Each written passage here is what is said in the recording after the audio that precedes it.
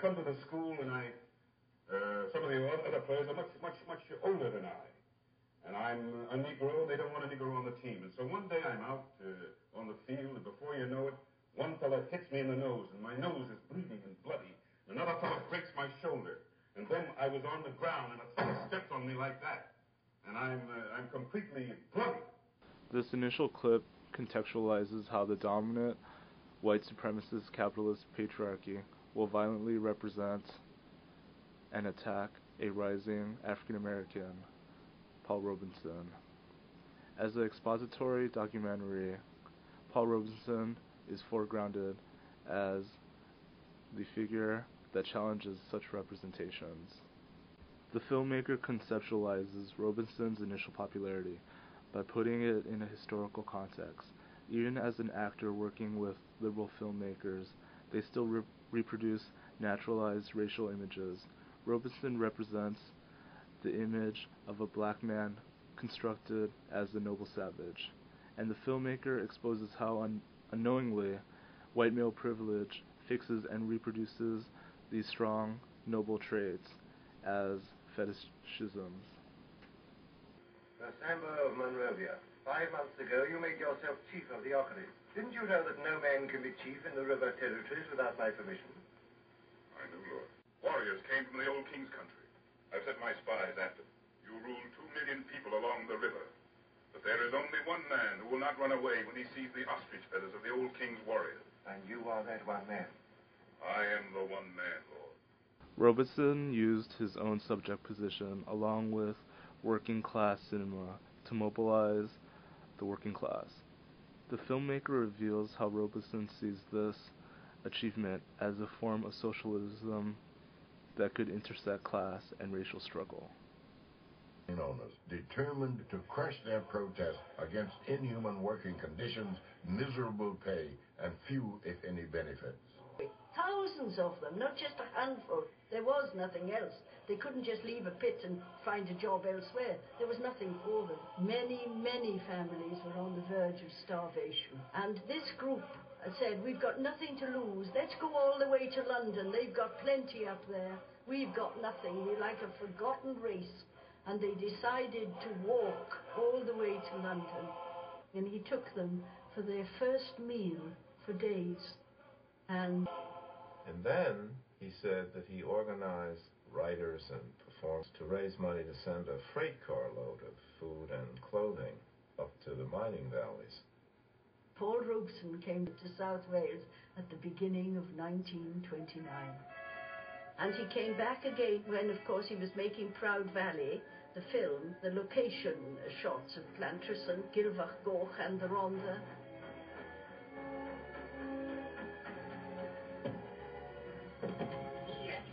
What the hell do you think you're doing, eh? Sorry, Frank. I didn't see it. And then he went to the Soviet Union and he saw, with all its defects, the Soviet Union was an experiment in socialism which transformed the prospects all over the world for oppressed people. This transnational Marxist discourse undermines American white supremacy. This discourse exposes the contradictions of American values, as asking African Americans to serve their country while still lynching African Americans in the South. Robeson stood up to such contradictions and used his popularity to proliferate the new knowledge into American society. I am today giving up my concerts for 2 or 3 years to enter into this struggle at a very, what I call getting into the rank and file struggle of my people for full citizenship in these United States. So I won't be singing, except for the rights of my people for the next couple of years. No pretty songs, gentlemen. No pretty songs. Time for some full citizenship. Understandable?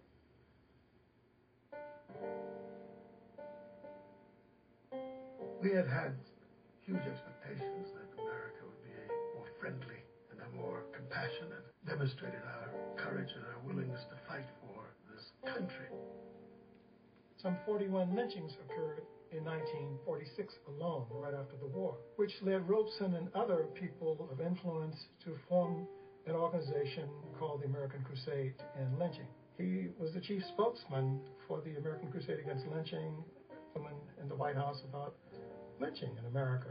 A very broad committee went in to protest the lynchings of the Negro boys in the South. He said that it wasn't politically expedient to do anything about lynching. Paul thereupon said, well, if the government isn't going to defend us, then we're going to have to defend ourselves. For the first time, as I stepped on Soviet soil, I felt myself a full human being. A full human being. So it is unthinkable to me today that colored peoples in any part of the world would ever join a war or attacks upon the Soviet Union. The attempt of the enemy was to cut off the progressive people from the great masses of the Americans. In my own case, it was to cut me off from the Negro people from whom I am born. Imagine, somewhere somebody says, I'm born a Negro, that because of my beliefs, my fight for peace, my fight for friendship between nations, my fight for the complete liberation of my people, that somewhere I'm not an American and that I should be cut off from the very people from whom I was born.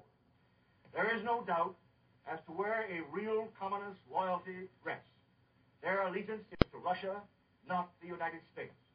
These images of Robeson speaking at anti-war protests, working with the working class, shows the diverse protests and power effects of the new knowledge that Robeson embodies, of what he stands for in opposition to the capitalist right wing of America.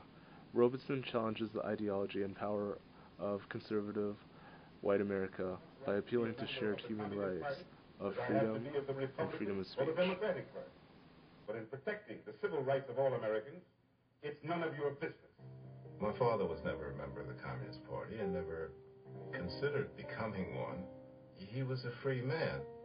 His idea was that if you wanted to really impact African American opinion and be a factor in leadership, you had to be independent of any outside control.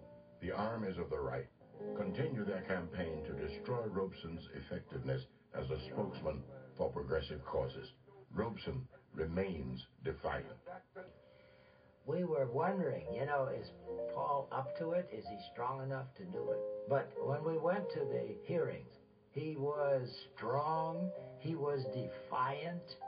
The committee asks, why do you not stay in Russia?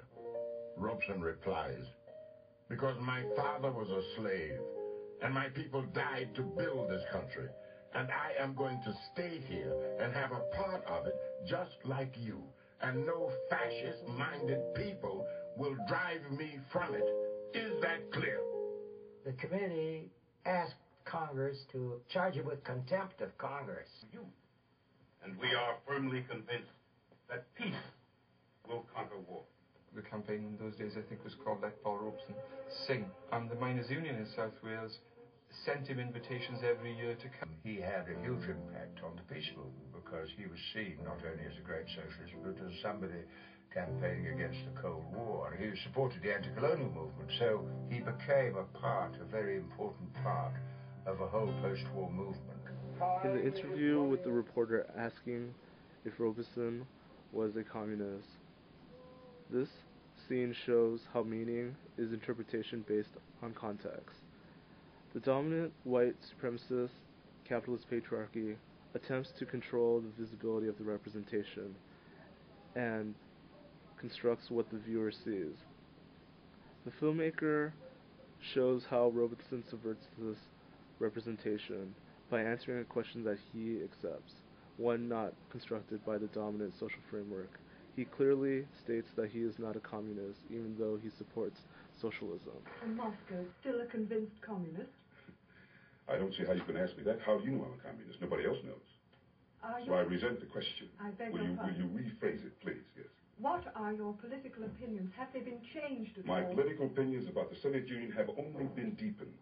As I said in the Soviet Union, I'm a believer in socialism, and I would say with Dr. Du Bois that I believe that the socialist lands, in the sense of the Soviet Union, China, and the people's democracies, are the hope. Can I repeat it? The hope of the future.